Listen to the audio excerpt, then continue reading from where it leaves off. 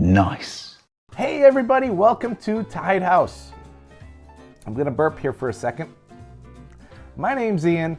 The reason why I'm burping is today we're doing a gimlet, and this is going to be my third take because I'm having camera issues today. So it's been long. It's been a long night, but we're having a lot of fun doing it, and luckily these drinks are delicious. So we're not going to do a contemporary take on the gimlet. We are going to do the old school, old-fashioned, traditional gimlet. That is with gin and Rose's lime juice, which I don't have, but we're going to make it work.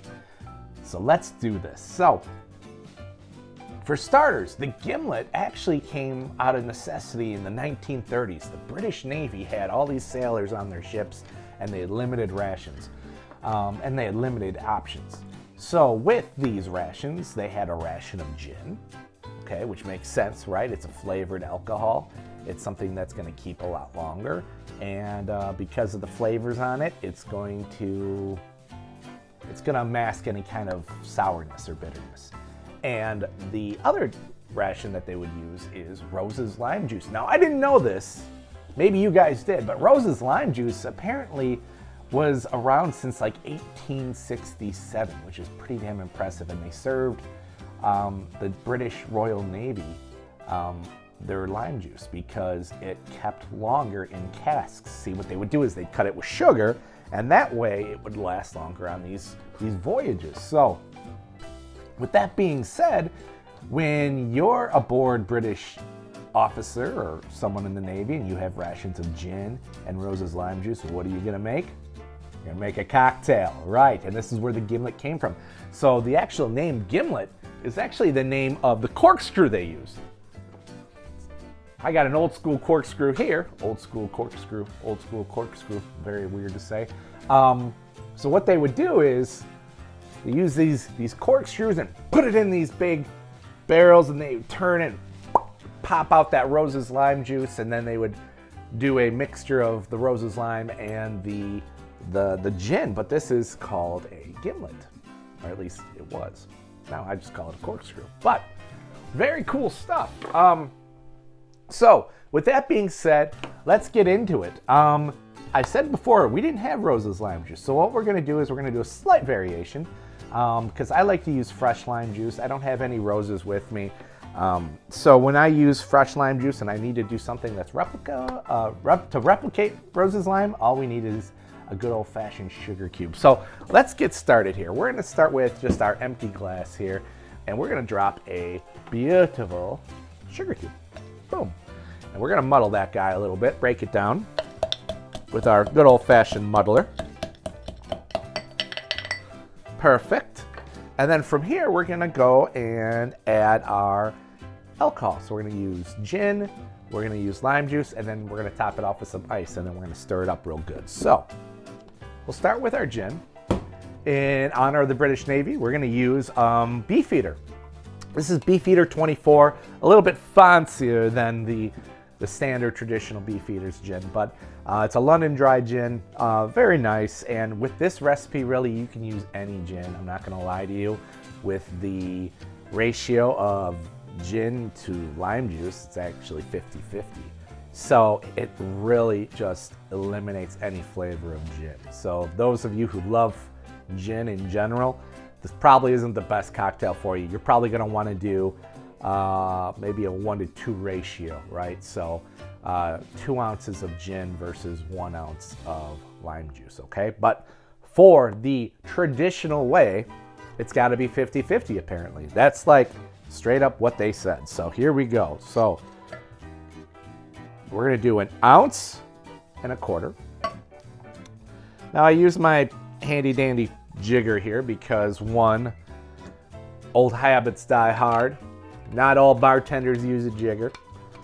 Depends really on the establishment, honestly. I've been in some dives that they didn't care. We used to have the fast pours, 1, 2, 3, 4, call it good. But some of the fancier places like us using the jigger because, to be honest, it's one of those things where it's about cost savings, making sure that we pour exactly what the recipe calls for.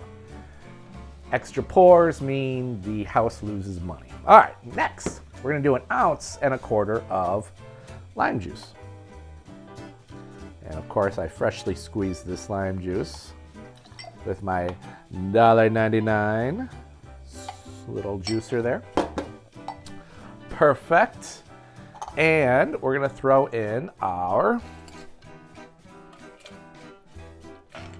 excuse me, we're gonna throw in our ice.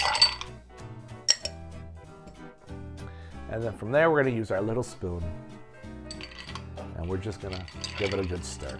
Suppose you could shake it, but I wanted to look longingly in your eyes while I do this. Don't do this if you're a bartender or you want to be a bartender. By the way, this is a great time to make conversation with your customer. Be like, hey, what are you in town for? Oh yeah? Do you usually order gimlets? Do you order them traditionally or do you order them contemporarily? No. We're gonna have a lot of fun on this show, guys. I'm telling you right now, once I get all of the production shit done and we just focus on cocktails and having a blast, it's gonna be smooth sailing. I'm a little bit of a weirdo, so this show's just gonna get weirder and weirder. I'm not gonna lie, weirder and weirder. So now we have a chilled gin, lime juice, sugar cocktail here, and what we're gonna use. Now, traditionally, I always thought it was put in a cocktail glass like this. Apparently not. I didn't know that. Traditionally speaking, it was used in they used to put them in martini glasses. So when the sailors would get to the port and all these bars caught on to this cocktail that these guys love to drink on the sea, they decided they were gonna put that in a martini glass. Now, the reason why we do all this rigmarole with the shaking and chilling of the cocktails is that it will be put in a martini glass with a stem. And that way, when you hold the glass, you're holding it by the stem, you don't warm up the glass, right? Makes sense? And you don't want to warm up your drink. Now, contemporarily, we put ice in here, we put our gin, we put our lime juice, and we kind of call it a gimlet. And you can see why they didn't do that originally, because it waters down the drink. All that ice sitting in there continually waters down this drink versus taking a chilled martini glass, adding the alcohol, and sipping on it using the stem. You get a colder drink that's colder longer, and you don't get it watered down at all. So, history, baby, history, cocktails, good stuff. All right, so I have a chilled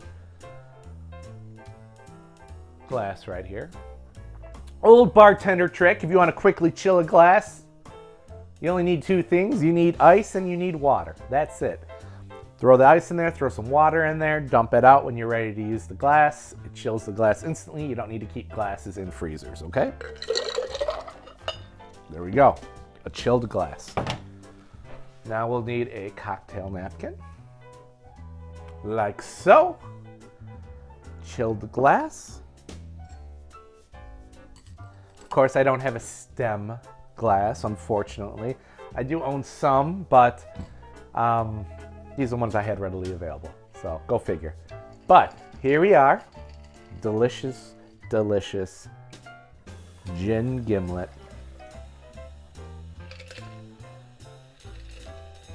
And if you wanted to be even fancier, you could take lime and lime the rim and then dip the glass in some sugar, you know, to bring out that sweetness again.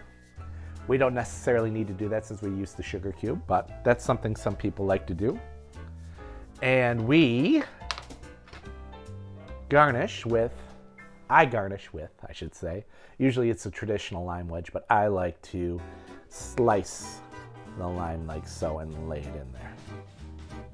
And just let the lime take over as you drink it. So, there you go, a gimlet, traditional gimlet.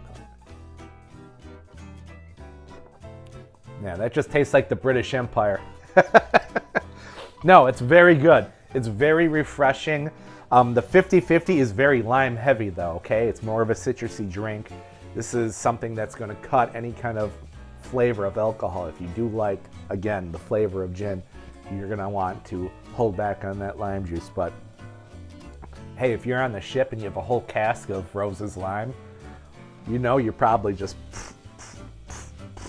fill it up, baby. Just getting it going. So very cool. I just wanted to say a couple things. Thank you very much for liking and subscribing. Keep doing that. Classic drinks require classic hats, so I appreciate you guys not laughing at my hat too much.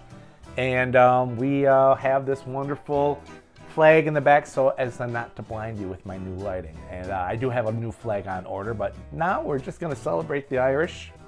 Thank you, Irish, for helping the Scots make whiskey. And cheers, guys. Again, like and subscribe, and we'll see you next week. Thank you very much, and have a great week. Bye-bye.